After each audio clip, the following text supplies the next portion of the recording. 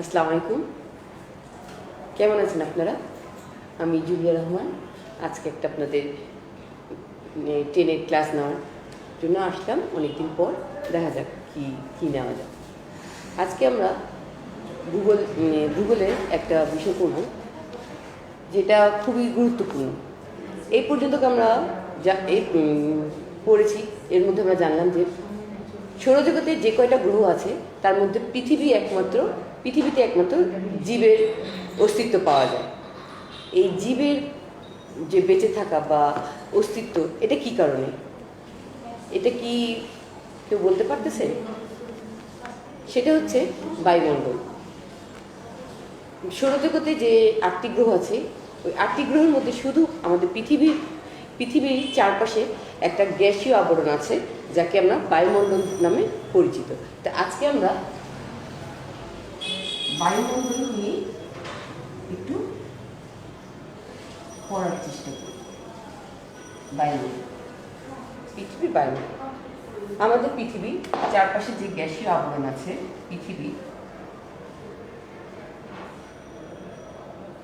চারপাশে যে গ্যাসীয় আবরণ আছে, এই গ্যাসীয় আবরণটাকে বলছে বায়ুমণ্ডল। এই বায়ুমণ্ডলের জন্যই আমাদের পৃথিবীতে জীবের অস্তিত্ব বা জীব টিকে আছে, বেঁচে আছে। আমরা বেঁচে আছি, আমাদের বংশবৃদ্ধি হচ্ছে, আরেকজনের সাথে কথা বলতে পারছি, দেখা করতে পারছি, সব হচ্ছে এই বায়ুমণ্ডলের জন্য। এই বায়ুমণ্ডলে প্রথম হচ্ছে বায়ুর উপাদান।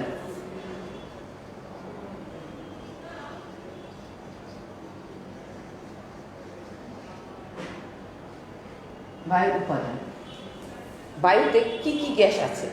মানে একটা গ্যাস না, বায়ুতে অনেকগুলা গ্যাসীয় পদার্থ মিলে একটা বায়ুমণ্ডল আছে, যেখানে আমরা আমাদের জন্য অক্সিজেন, কার্বন ডাই অক্সাইড, তারপর গাছ, বিভিন্ন প্রাণী, সব কিছু, মাটি, সব কিছু এই বায়ুর মধ্যে উপাদানের মধ্যে আছে। যেমন এক হচ্ছে নাইট্রোজেন,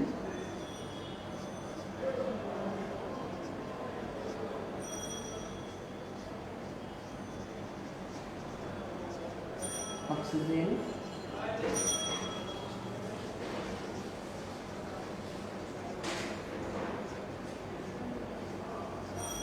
অক্সাইড,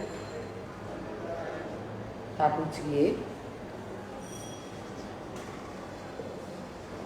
আর্গন,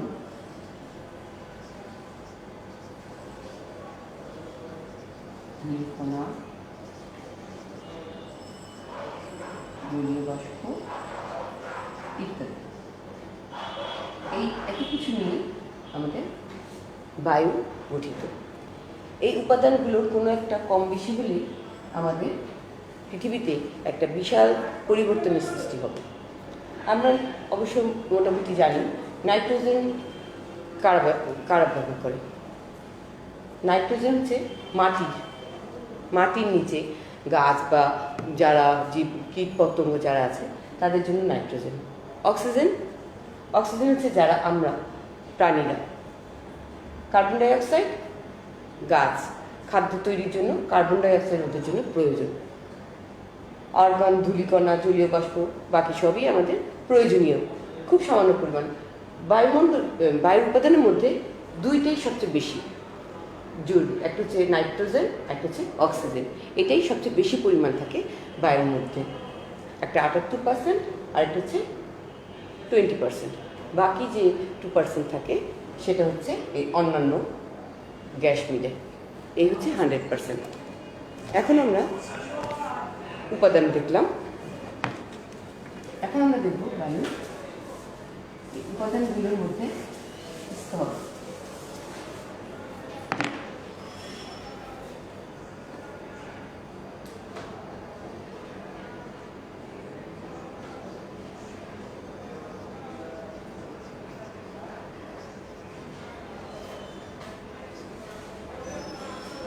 বায়ুমণ্ডলের স্তর বিন্যাস। এই যে বায়ুমণ্ডলে আমি একটা পৃথিবীর চারপাশে যে বায়ুমণ্ডল, এই বায়ুমণ্ডলকে বিজ্ঞানীরা বিভিন্নভাবে দেখে শুনে পৃথিবীর পৃষ্ঠ থেকে প্রায় 10,000 10,000 কিলোমিটার পর্যন্ত, মানে এই পর্যন্ত ওনারা যেতে পারছেন, এই পর্যন্ত গবেষণা করে আবিষ্কার করতে পারছে। এই মধ্যে পৃথিবীর এই 10,000-এর মধ্যে পৃথিবীর বায়ুস্তরকে 5টি ভাগে ভাগ করছে, 5টি ভাগে ভাগ করছে বায়ুস্তর। প্রথম হচ্ছে ট্রোপোমণ্ডল।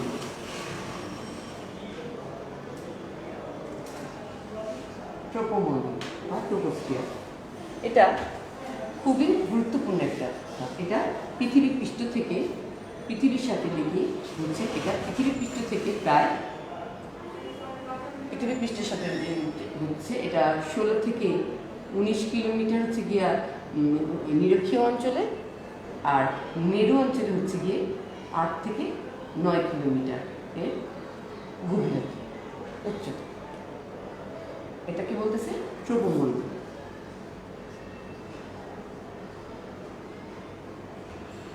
ট্রোপোমণ্ডল ট্রোপোমণ্ডলের এক বৈশিষ্ট্য হচ্ছে এখানে বায়ু উচ্চতা বৃদ্ধির সাথে সাথে বায়ুর যে তাপমাত্রা সেটা বৃদ্ধি পেতে থাকে।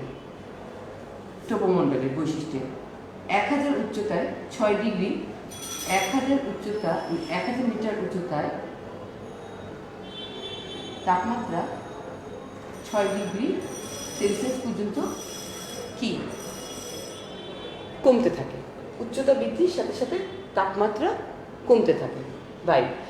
এটা আমরা কীভাবে বুঝবো? আমরা বুঝবো যখন আমরা একতলা থেকে যখন 5তলা উঠতে যাই, তখন একতলা থেকে যখন দোতলা যাই তখন আমাদের একটু কষ্ট হয়, দোতলা থেকে 3তলা আরেকটু কষ্ট হয়। এভাবে যখন আমি 5তলা পর্যন্ত যাব তখন আমাদের অনেক বেশি কষ্ট হবে। এতেই বোঝা যাচ্ছে যে উচ্চতা বৃদ্ধির সাথে সাথে বায়ুর যে তাপমাত্রা সেটা কি কমতে থাকে। তারপরে এটা হচ্ছে 1 নম্বর বৈশিষ্ট্য, হচ্ছে ট্রোপোমণ্ডল। ট্রোপোমণ্ডলের দ্বিতীয়টা হচ্ছে যে এর মধ্যে এই অংশের জলীয় বাষ্পের পরিমাণ সবচেয়ে বেশি থাকে। আর এখানে এই অংশের মধ্যেই যত ঝড়, বৃষ্টি, মেঘ সব কিছু এই অংশের মধ্যেই থাকে। এটা কোথায় থাকে? ট্রোপোমণ্ডলে। মেঘ, আবহাওয়া সংক্রান্ত যত কিছু থাকে এই ট্রোপোমণ্ডলের অংশে থাকে। ধুলি বালিশ যা আছে সব কিছু এই 1 নম্বর মানে ট্রোপোমণ্ডলের মধ্যেই থাকে। তারপর 2 নম্বর যেটা হচ্ছে বৈশিষ্ট্য, সেটা হচ্ছে এটা একটা নির্দিষ্ট উচ্চতা যাওয়ার পরে তাপমাত্রা বন্ধ হয়ে যায়, সেটাকে বলে ট্রোপোবিরতি। যেটা ট্রোপোমণ্ডলের শেষ মাথা সেটাকে বলতেছে ট্রোপোবিরতি। ট্রোপোবিরতি পর্যন্ত তাপমাত্রা কি মানে কমতে থাকে, হ্রাস পেতে থাকে, আর ট্রোপোবিরতিতে এসে থেমে যায়। এখানে ট্রোপোবিরতির তাপমাত্রা হয় -54 ডিগ্রি সেলসিয়াস ট্রোপোবিরতি। এখন তাহলে আমরা কি দেখলাম? ট্রোপোমণ্ডল পৃথিবীর সাথে যেটা পৃথিবীর ভূপৃষ্ঠের সাথে যে বায়ুর যে স্তরটা আছে সেটাকে বলতেছে ট্রোপোমণ্ডল। ট্রোপোমণ্ডলের উচ্চতা নিরক্ষীয় অঞ্চলে 16 থেকে 19 কিলোমিটার এবং মেরু অঞ্চলে 8 থেকে 9 কিলোমিটার উচ্চতা। ট্রোপোমণ্ডলের যে এখানকার উচ্চতা বৃদ্ধির সাথে সাথে বাতাসের তাপমাত্রা কি কমতে থাকে, হ্রাস পেতে থাকে। 1000 মিটার উচ্চতায় 6 ডিগ্রি সেলসিয়াস তাপমাত্রা কমতে থাকে।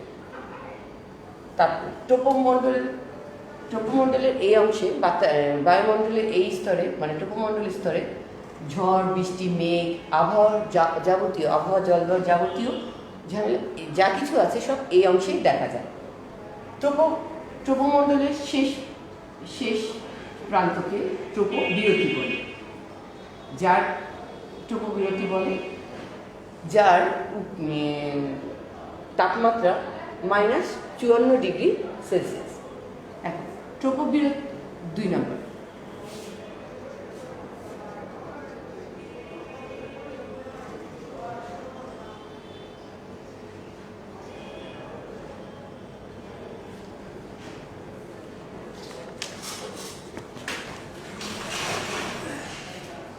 2 নম্বর স্তরটা হচ্ছে স্ট্র্যাটোমণ্ডল। ট্রপোবিরতি থেকে যে শুরু হয় প্রায় 50 কিলোমিটার পর্যন্ত স্তরকে বলছে স্ট্র্যাটোমণ্ডল। আমরা এটা বুঝি।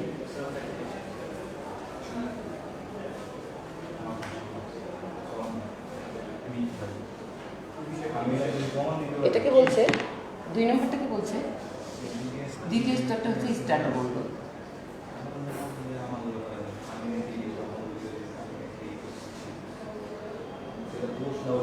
স্ট্র্যাটোমণ্ডল এটা ট্রপোবিরতি থেকে প্রায় 50 কিলোমিটার পর্যন্ত এই স্তরটা অবস্থিত।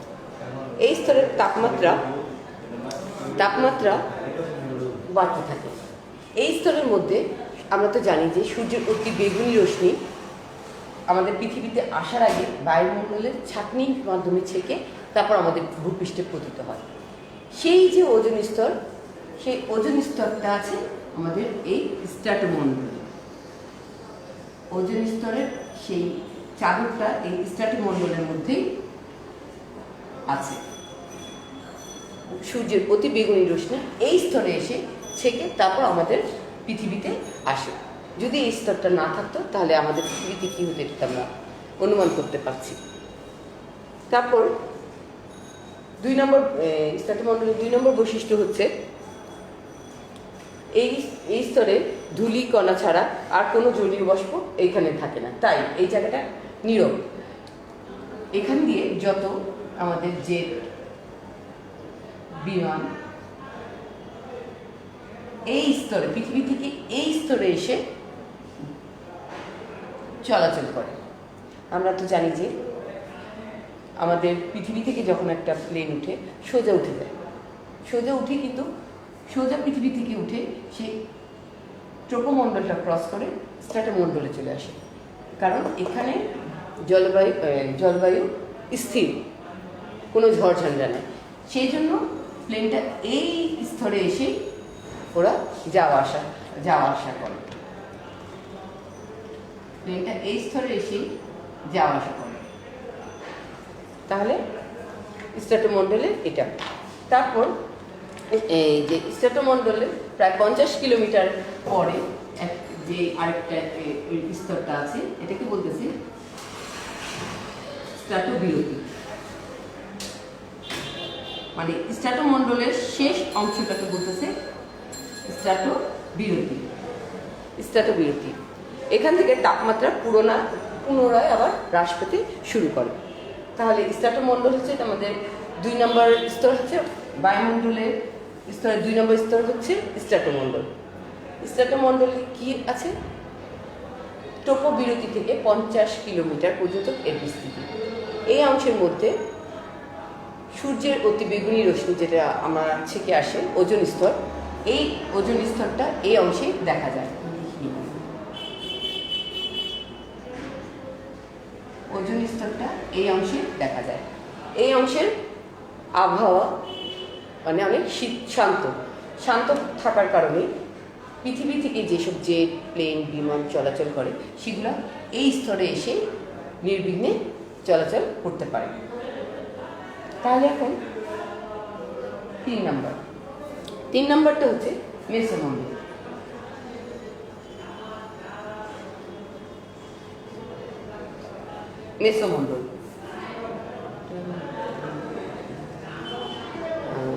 মেসোমণ্ডল হচ্ছে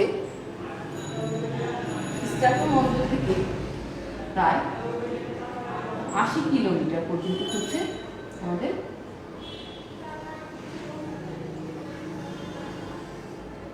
মেসোমণ্ডল।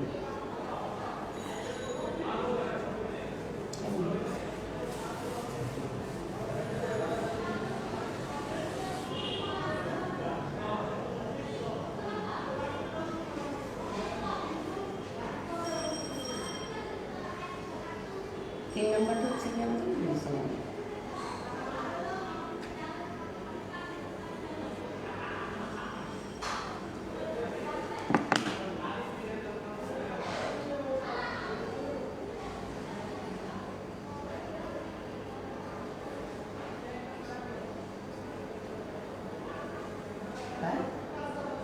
80 কিলোমিটার।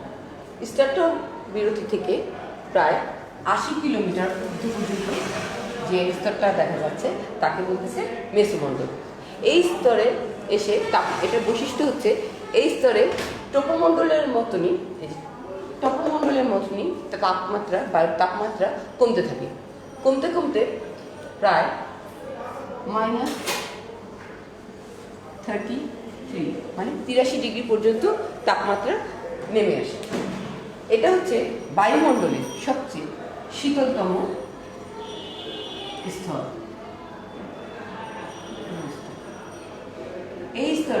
এই স্তরে আমরা জানি যে মহাবিশ্বে উল্কা যে কোনো জায়গা থেকে ছুটাছুটি করে চলে আসে। যখনই কোনো উল্কা পৃথিবীর দিকে ছুটে আসে তখন বায়ুমণ্ডলে এই স্তরে এসে উল্কাগুলো মানে এত শীতল এখানে এসে উল্কাগুলো হারিয়ে যায় বা পুড়ে যায়, শেষ হয়ে যায়, যেটা আর পৃথিবী পর্যন্ত যেতে পারে না। তাহলে মেসোমণ্ডল হচ্ছে বায়ুস্তরের সবচেয়ে শীতলতম এবং সবচেয়ে একটা গুরুত্বপূর্ণ স্তর। এই স্তরটা না থাকলে কবেই আমাদের পৃথিবী কোনো একটা উল্কার আঘাতে শেষ হয়ে যেত। এখন আমরা চলে যাব 4 নম্বর, তাপমণ্ডল।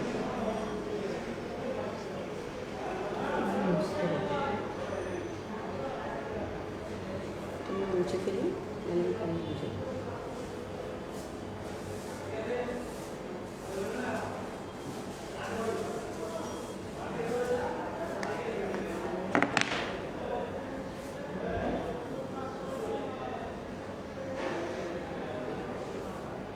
মেসোমণ্ডলে শেষ সীমানাটাকে বলতেছে মেসোস্ফিয়ার। মেসোস্ফিয়ার থেকে মেসোবিরতি বা মেসোস্ফিয়ার, মেসোবিরতি থেকে প্রায়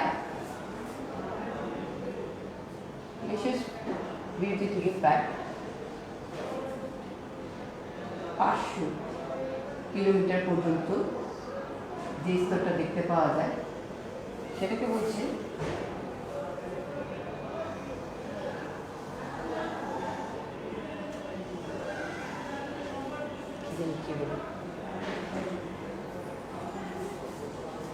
এখান থেকে মেসোবিরতি থেকে প্রায় 500 কিলোমিটার পর্যন্ত একটা স্তর দেখতে পাওয়া যায় বায়ুমণ্ডলে, সেটা হচ্ছে 4 নম্বর স্তর, তাপমণ্ডল।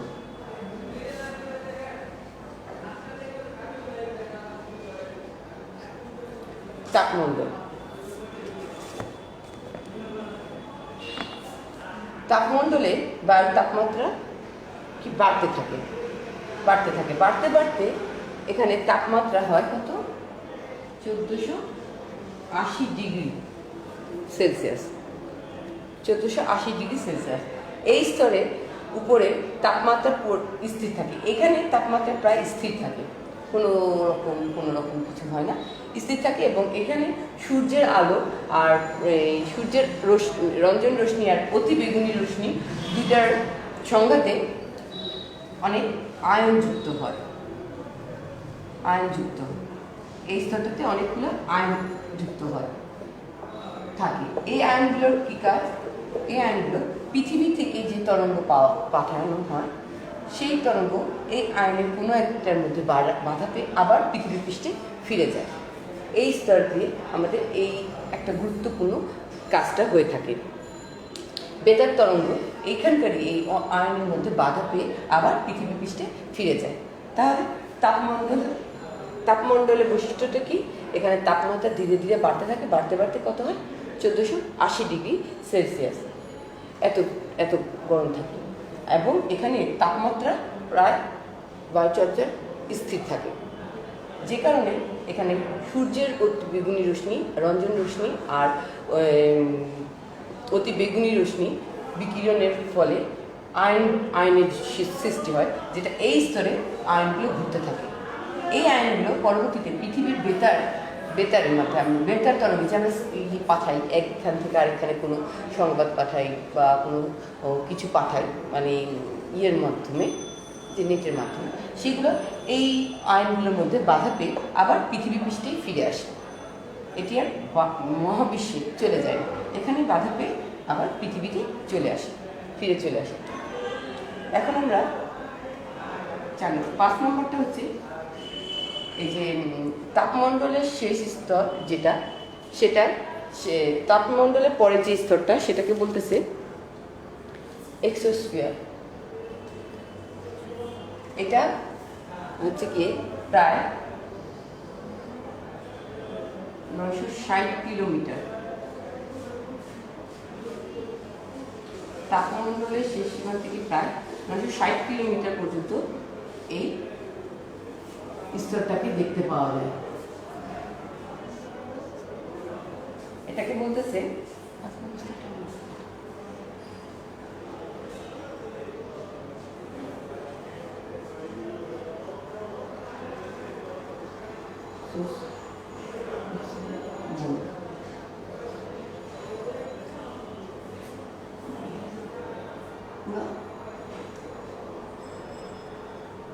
মহাবিশ্ব। মানে এই পর্যন্ত আমাদের যাটুকু আছে পৃথিবী থেকে আমরা প্রায় 10 কিলোমিটার, এই মনে করো এই পর্যন্ত আমাদের বিজ্ঞানীরা গবেষণা করে এই পর্যন্ত আমাদের যেতে পেরেছি, এই পর্যন্ত আমরা জানতে পারছি। এই পর্যন্তকের মধ্যে পৃথিবীর পৃষ্ঠ থেকে এই 10,000 কিলোমিটার পর্যন্ত বায়ুমণ্ডলকে 5টি ভাগে ভাগ করছে, বায়ু স্তরকে 5টি স্তরে ভাগ করছে। 1 নম্বরটা হচ্ছে ট্রপোমণ্ডল, যেখানে ঝড় বৃষ্টি সব কিছু হয় এবং যেখানে যে আমাদের উদ্ভিদ মানুষ প্রাণী সব কিছু বসবাসের জন্য এই ট্রপোমণ্ডলটা খুবই দরকার। 2 নম্বরটা হচ্ছে স্ট্র্যাটোমণ্ডল। স্ট্র্যাটোমণ্ডলটা হচ্ছে এখানে সূর্যের অতি বেগুনি রশ্মি ছাকার জন্য যে ছাঁকনিটা সেটা এই স্তরের মধ্যে আছে।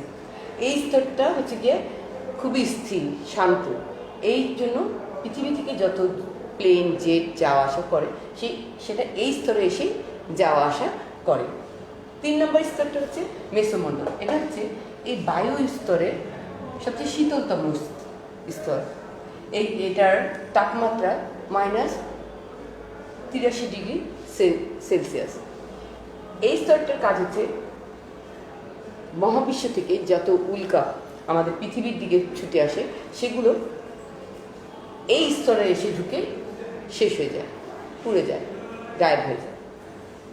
এটা হচ্ছে 3য় স্তর। তাহলে এই স্তরটা ইম্পর্টেন্ট, এই স্তরটা না থাকলেও আমাদের পৃথিবী ধ্বংস হয়ে যেত। এই স্তরের পরে যেটা হচ্ছে সেটা হচ্ছে তাপমণ্ডল। এখানে তাপমাত্রা আবার বাড়তে থাকে। এখানে শীতলতম মধ্যে যেমন তাপমাত্রা স্থির থাকে, ঠিক তার পরের অংশে আবার তাপমাত্রা বাড়তে থাকে, বাড়তে কত হয় 1480 ডিগ্রি সেলসিয়াস পর্যন্ত চলে যায়। এই স্তরের মধ্যে আবার দেখা যায় এই যে সূর্য রশ্মি, বিকিরণ আর রঞ্জন রশ্মি দুটো সংঘাতের ফলে আয়নের সৃষ্টি হয়, যা এই স্তরে আয়ন যুক্ত করে। এই আয়নটা আবার কাজে লাগে আমাদের পৃথিবী থেকে বেতার তরঙ্গ, যখন আমরা বেতারের মাধ্যমে কোনো কিছু এক জায়গা থেকে আরেক জায়গায় পাঠাতে চাই, তখন এই তরঙ্গটা এসে এখানে আয়নের মধ্যে বাধা পেয়ে আবার পৃথিবী পৃষ্ঠে ফিরে আসে, তখন ফিরে আসে। এই জন্য আমাদের এই 4 নম্বর স্তরটাও খুবই গুরুত্বপূর্ণ। তারপর যে স্তরটা আছে সেটা হচ্ছে 5 নম্বর স্তরটা হচ্ছে এক্সোমণ্ডল। এটা হচ্ছে এই যে তাপমণ্ডল থেকে প্রায় 960 কিলোমিটার পর্যন্ত এর বিস্তৃতি এই এক্সোমণ্ডলে। এখানে দুইটি উপাদান বেশি দেখা যায়, একটা হচ্ছে হিলিয়াম, আর আরেকটা হচ্ছে হাইড্রোজেন গ্যাসের প্রাধান্য এই 5 নম্বর স্তরে দেখা যায়, এই স্তরটার মধ্যে। আর এখানে তাপমাত্রা 300 ডিগ্রি থেকে তাপমাত্রা এই 5ম স্তরের 300 ডিগ্রি থেকে বাড়তে 1650 ডিগ্রি পর্যন্ত সেলসিয়াস বাড়তে থাকে। এই স্তরের তাপমাত্রা এত, এই 5ম স্তরে। এইখানে অক্সিজেন, নাইট্রোজেন খুব সামান্য পরিমাণে পাওয়া যায়। তাহলে আজকে আমরা দেখলাম আমাদের পৃথিবীটা চারপাশে যে গ্যাসীয় আবরণ আছে, সেই গ্যাসীয় আবরণটাকে বলছে বায়ুমণ্ডল, এবং এই বায়ুমণ্ডলটা আমাদের জন্য, আমাদের প্রাণীদের জন্য, জীবদের জন্য খুবই গুরুত্বপূর্ণ একটা উপাদান। এটা ছাড়া যেমন আমরা বাঁচতে পারতাম না, যদি এটা না থাকতো তাহলে আমরা সৌরজগতের অন্যান্য গ্রহের মতনই আরেকটা গ্রহই থাকতাম। এটার মধ্যে আর কোনো পার্থক্য থাকতো না, আমাদের মধ্যে আর বুধ, আমাদের মধ্যে মঙ্গলের মধ্যে কোনো পার্থক্য থাকতো না। শুধু পার্থক্য আছে এই বিশাল আমাদের বায়ুমণ্ডলের জন্য। বায়ুমণ্ডল আছে বিধায় আমরা আছি, আমাদের এই সব চলছে। এই স্তরটাকে, এই বায়ু স্তরটাকে আবার 5টা ভাগে ভাগ করছে। প্রথম হচ্ছে 1 ট্রপোমণ্ডল, 2 স্ট্র্যাটোমণ্ডল, 3 মেসোমণ্ডল, 4 তাপমণ্ডল, আর 5 হচ্ছে এক্সোমণ্ডল।